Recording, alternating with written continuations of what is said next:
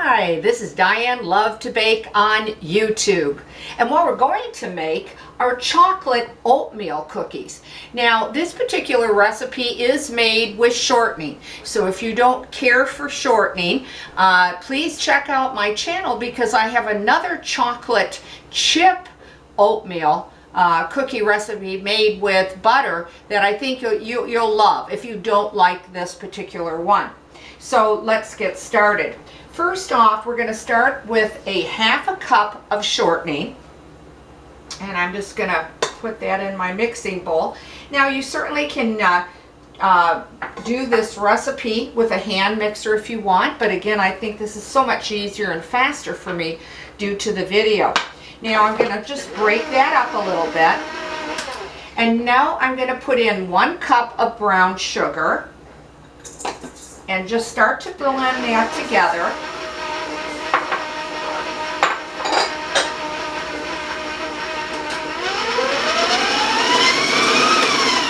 Now I'm also going to be putting 1 egg that's been at room temperature.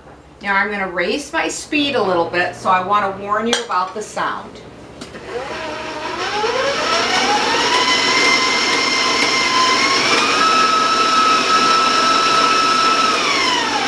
Okay, now one of the reasons I raise my speed is, of course, to move it along for the video, but you do want to make sure that you cream this very well, that it becomes out very smooth and silky, okay?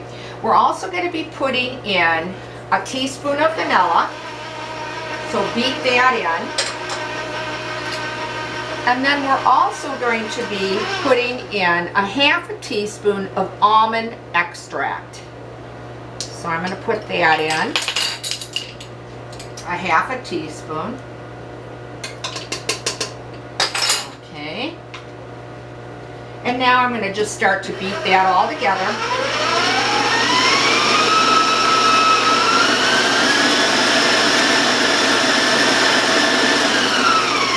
Okay. The next thing, of course, you're going to need chocolate. Now you need unsweetened chocolate, and you're going to need at least 2 squares, and they're usually 1 ounce a piece, so you need 2 ounces. Now, if you don't have the square unsweetened chocolate, which I don't buy particularly because I think it's very expensive. So what I buy is the unsweetened baking cocoa for baking, and then I use whatever oil that I choose. And you can make your own unsweetened chocolate, and it is a lot cheaper that way. Now, if you're going to use the unsweetened baking cocoa like me, you're going to need 6 tablespoons though. 6 tablespoons of that unsweetened baking cocoa. Now to make the chocolate, of course, that's why you need oil. So you're going to put 2 tablespoons of your favorite or preferred oil in that, and that's to make the chocolate. But again, if you don't want to do this, just buy, the unsweetened chocolate, and you need 2 ounces of it, okay? So I'm just going to beat that together. I'm going to raise my speed, warn you of the sound again.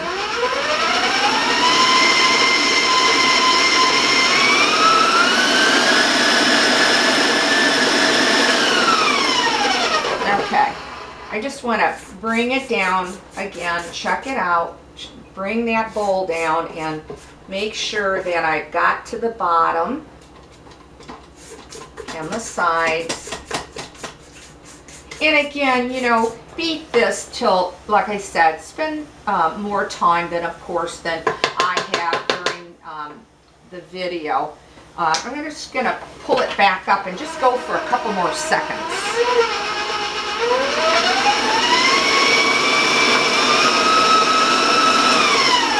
Okay, now working on the dry ingredients, you're going to need 1 cup of all-purpose flour, and in this container I have two things.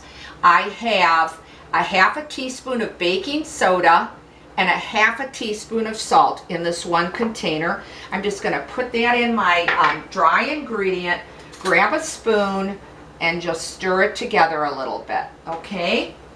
The next thing, of course, that you're going to need is your oats. So you're going to be using 1 cup of oats. Now, you also can put nuts in this recipe if you want. A half a cup of whatever type of chopped nuts that you like. Pecans or walnuts or macadamia, whatever. It's going to taste delicious. It really will. I'm leaving the nuts out because these are being donated and there's going to be children probably eating these, and many people as well as children are allergic to different types of nuts, so I'm leaving them out. But do ahead and put a half a cup of chopped nuts of your choice. Makes a fabulous cookie. Okay, so I'm going to just start putting the flour in a little at a time.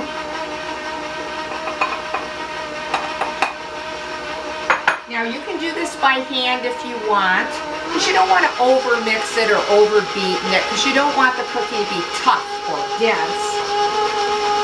But I like using my mixer rather than by hand on this recipe. Now that 1 cup of your oats are going in now into the dry, just till it's all combined, and it shouldn't take you but a few minutes to do that.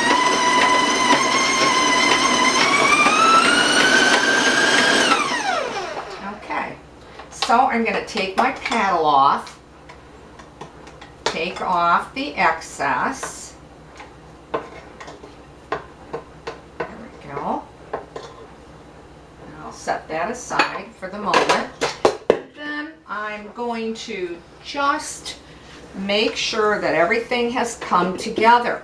Now, this particular cookie really bakes up quite nice if it is chilled. If it is refrigerated, refrigerate it for at least about an hour. Now you don't have to, but you might not be as pleased with the results if you don't.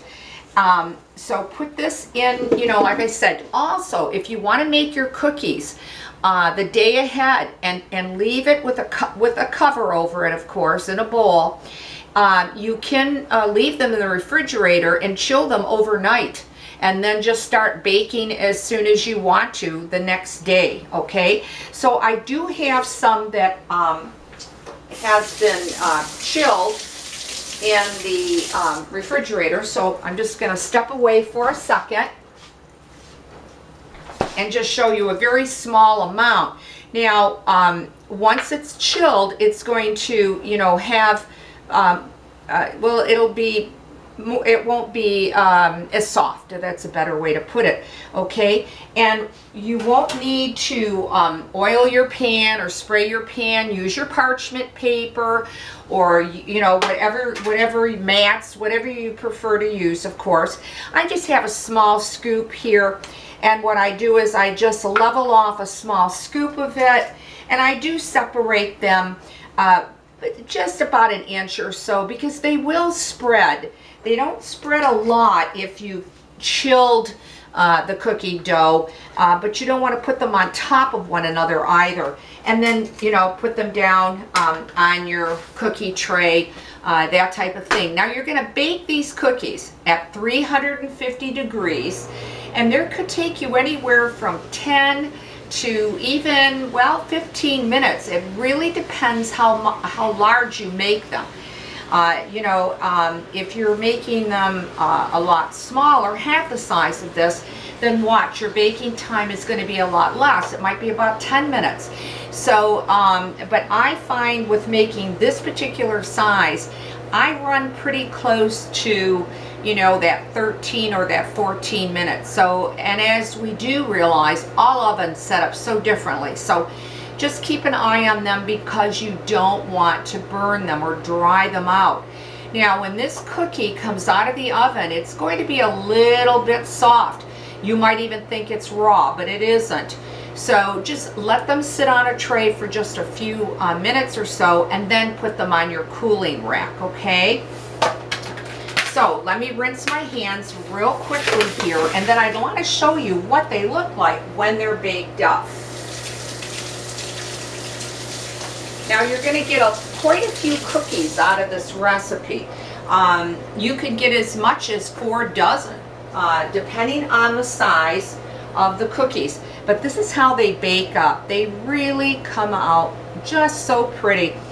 And you'll have a nice, now you'll have a hard finish on the top and the bottom. You can see how nicely brown they are, and you'll be able to see, you know, the oats that are in there as well as nuts if that's what you've chosen to put in. And then when you break it apart, it's a chewy but a semi-moist cookie. It's not extremely dry. They really melt in your mouth because they are quite light and delicate when you bite into them. So they're not real heavy or real dense.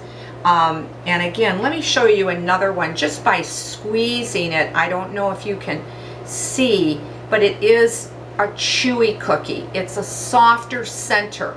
But it's not, it's maybe a little bit, as some people might say, cake-like. But it's a really great tasting little cookie. It's easy to make. I think the hardest thing about it is waiting for the chilling time.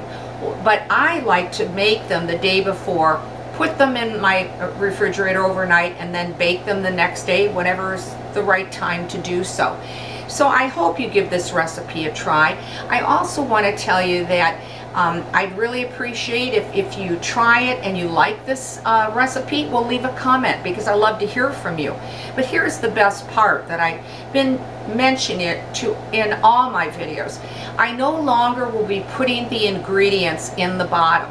Too many of my videos have been taken to other sites and copied and whatever, so it's just not worth the time anymore to write everything down. So I hope I went slow enough and accurately enough to give you all the ingredients. Also, please watch me on YouTube because that's the only place that I post and put my videos on YouTube. So if you write to me on another site, I don't get those messages or the comments or the questions, and it's so frustrating. So please, I appreciate all my subscribers and all the folks that watch my channel. I appreciate when you give me a like or ring the bell or even fantastically decide to subscribe. I appreciate every viewer that takes a moment or watches in my videos. I really do. So thank you so much for that.